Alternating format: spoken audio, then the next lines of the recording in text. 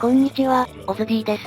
今回はコンパクトで作りやすい簡単なモブの頭回収装置の作り方のご紹介です。必要な材料はこちらになります。ブロックは主に爆発でも壊れることのない黒曜石を使うので、先に黒曜石製造機などを作っておいた方が良いですね。トロッコは一つをループして使用することができるので、敵を入れるたびに回収しながら使用してください。アイテム数には数え間違いなどもございますので、あくまでも目安として参考にしてくださいね。では作り方へ移りたいと思います。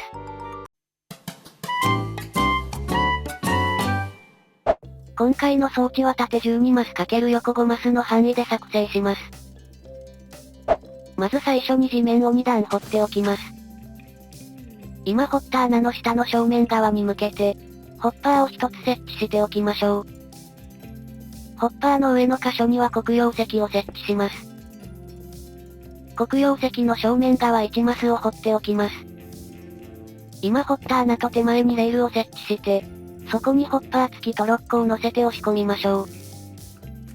レールは回収しておきましょう。1段掘っている箇所とその手前部分を、それぞれ深さ2段になるように掘ります。その中にラージチェストを設置しておきましょう。黒曜石の背面側のこの箇所に、黒曜石を高さ3段で設置します。左側にも同じようにして黒曜石を3段で積んでおきます。右側の地面を2マス掘っておいて、そこに黒曜石を設置しておきます。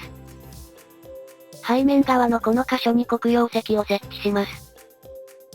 今設置した右側には黒曜石を3段で設置します。この箇所にも同様に3段で設置しておきましょう。正面側のここにも3段で設置しておきます。見にくいかと思うので、マス目のわかるブロックで置き換えるとこうなっています。間違っていないかご確認くださいね。次はこの真ん中部分に仮ブロックを設置して、その上に黒曜石を2つ設置しておきます。仮ブロックは壊しておきましょう。次はその左隣の位置に仮ブロックを設置して、手前の箇所に黒曜石を3段設置します。仮ブロックは壊しておきましょう。新たに設置した黒曜石はダイヤの部分になるので、設置に間違いがないかをご確認くださいね。そうしたら正面側のこの部分に黒曜石を、3段、2段、1段の順で階段状に設置します。左側の正面部分も同じようにして、3段、2段、1段と階段状に設置しましょう。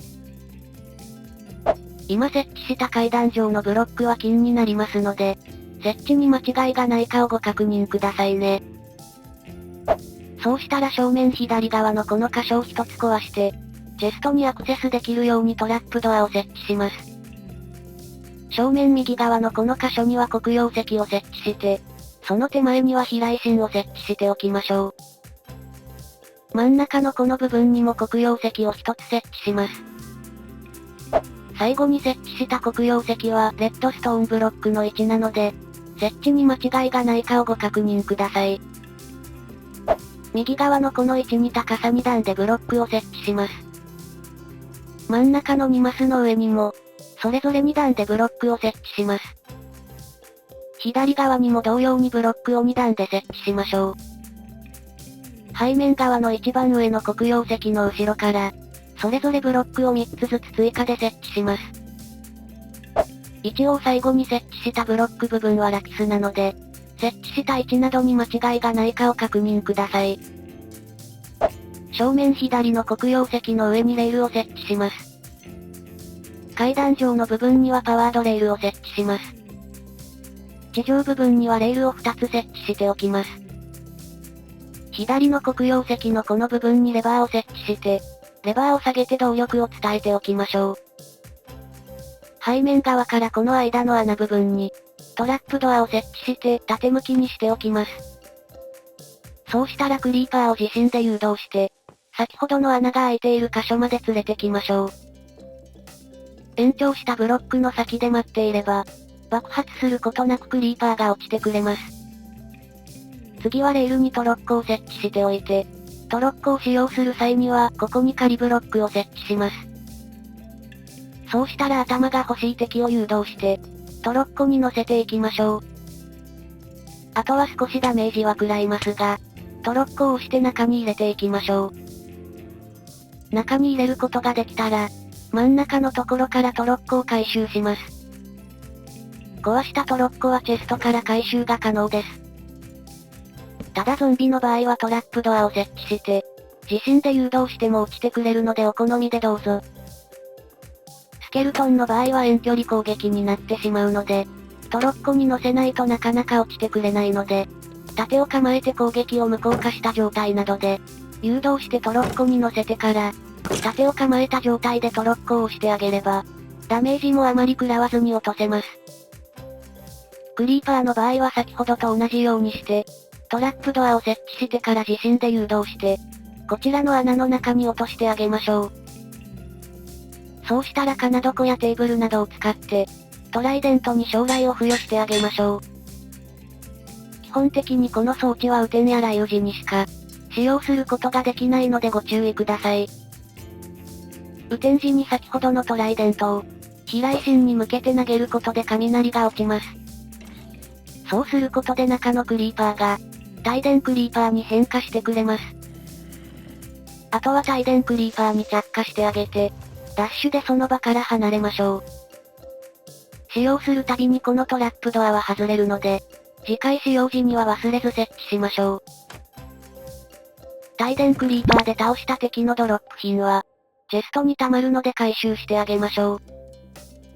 モブの頭は帯電クリーパーで倒した敵からしか、ドロップしないので通常なら面倒ですが、これなら後から帯電に変化させるので、そこまで危険もなく入手することが可能です。自身で誘導する手間や天候の関係がありますが、簡単にはできるので必要な場合にはおすすめです。